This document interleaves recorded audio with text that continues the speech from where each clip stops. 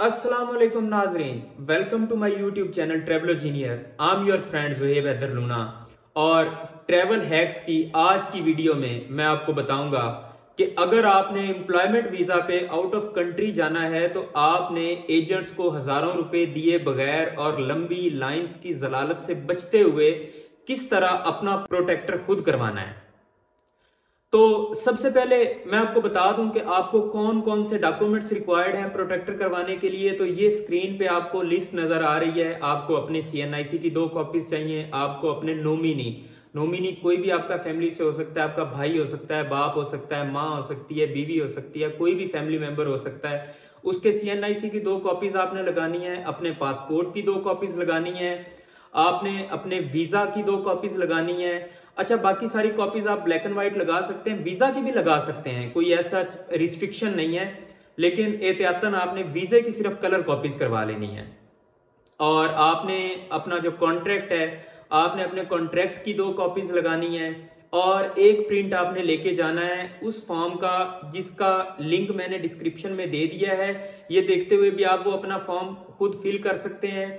और ये ऊपर वीडियो के ऊपर भी लिंक आ रहा होगा, इसके ऊपर क्लिक करके भी आप वो वीडियो देख सकते हैं जिस वीडियो में मैंने बताया है कि आपने ये फॉर्म किस तरह फिल करना है। अगर आप ये फॉर्म फिल करके ले जाते हैं तो वहां पे आप लंबी कतार से बच जाएंगे और आपका वो टाइम भी बच जाएगा जो टाइम वहां पे आपको ये अपना फॉर्म फिल करवाते हुए लगेगा।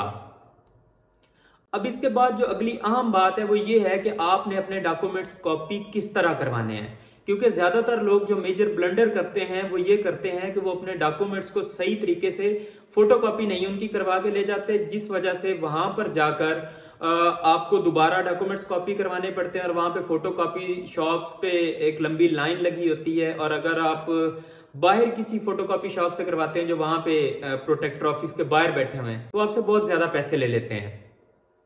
तो सबसे पहले आईडी कार्ड, ये मैं स्क्रीन पे आपको जिस तरह दिखा रहा हूं आपने बिल्कुल इसी तरह आईडी कार्ड की कॉपी करवा के ले जानी है। यानी कि एक A4 पेज के ऊपर आपने ऊपर फ्रंट साइड और उसके नीचे ही आपने बैक साइड कॉपी करवा लेनी है।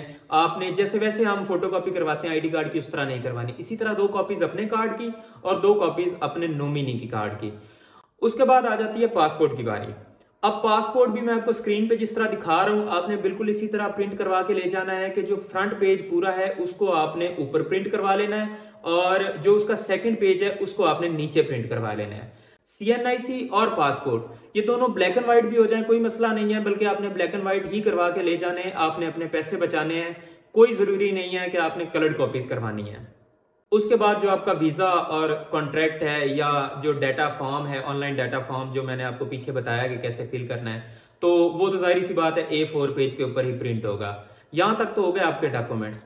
अब जब आपने प्रोटेक्टर ऑफिस जाना है ना, तो प्रोटेक्टर ऑफिस जाके सबसे पहले आपने, अगर आप लाहौर ऑफिस की बात करें तो जब आप प्रोटेक्टर ऑफिस के अंदर इंटर होंगे तो लेफ्ट साइड पे जाएंगे ना तो अंदर एक छोटी गली जा रही है, उस छोटी गली के साथ जाएंगे ना तो एंड पे जाके राइट साइड पे ऑफिस है। वहां से जाके आपने अपने ये डॉक्यूमेंट्स दिखा के, अगर ये आपके डॉक्यूमेंट्स पूरे होंगे तभी वो आपको फीस का चलान फॉर्म देंगे।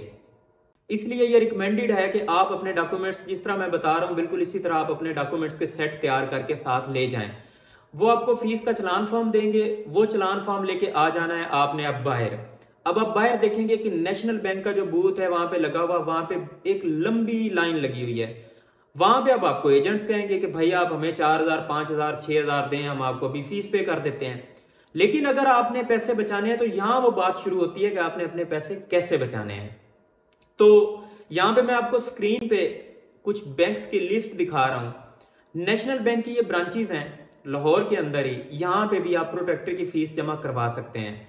अगर आपके पास अपनी सवारी है वेल एंड गुड, अगर नहीं तो बाहर आप उबर क्रीम की कोई बाइक करवाएं, रिक्शा करवाएं, गाड़ी करवाएं।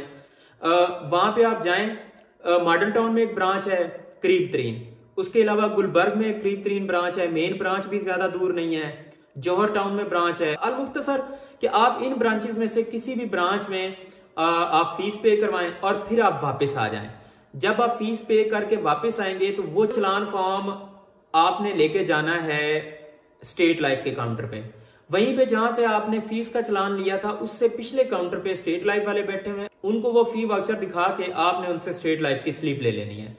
अब जब आपने स्लिप ले ली, अब अगली बारी आती है आपके बायोमेट्रिक की।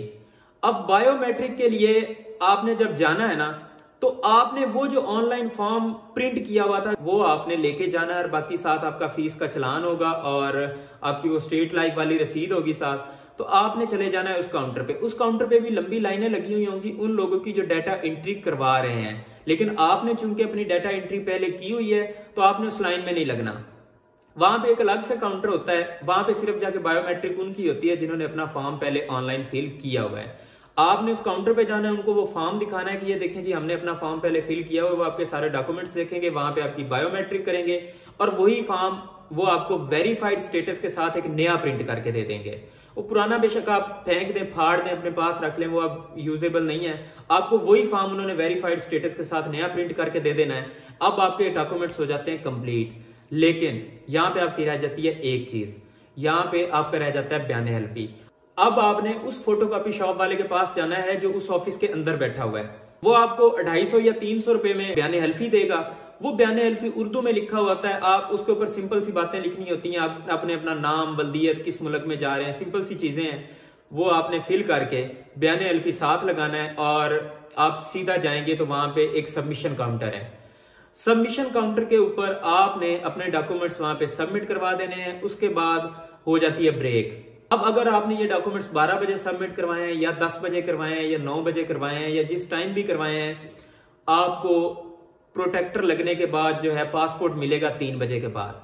3 बजे के बाद वो पासपोर्ट वापस देना शुरू करते हैं, तो 3 बजे आप दोबारा वहां उसी काउंटर पे चले जाएं, तो वहां पे वो आवाजें लगा रहे होंगे, जब आपकी बारी आएगी आप अपना पासपोर्ट पकड़ लीजिएगा।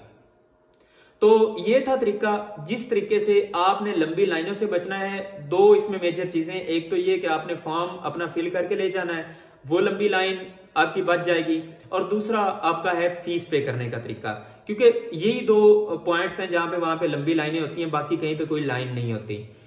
फीस पे करने के लिए आपने नेशनल बैंक की जो मैंने ब्रांचेस दोबारा मैं स्क्रीन पे दिखा रहा हूं, पहले भी दिखाई हैं, आपने इन ब्रांचेस में से किसी एक ब्रांच में चले जाना है, तो वहां आपकी फीस पे हो जाएगी। वहां पे कोई ज्यादा रश नहीं होगा, वहां जाहिर सी बात है वहां पे तो आम बैंकों की तरह रश होगा। तो मॉडल टाउन चले जाएं, मेन ब्रांच चले जाएं, मेन ब्रांच बहुत बड़ी ब्रांच है, मेन ब्रांच चले जाएं, और उसके बाद डाटा एंट्री की। तो ये दो लाइनें जो है अगर आप इनको स्किप कर जाते हैं तो आपको किसी एजेंट को 1 रुपया भी देने की जरूरत नहीं है, सारा प्रोसेस आप खुद कर सकते हैं।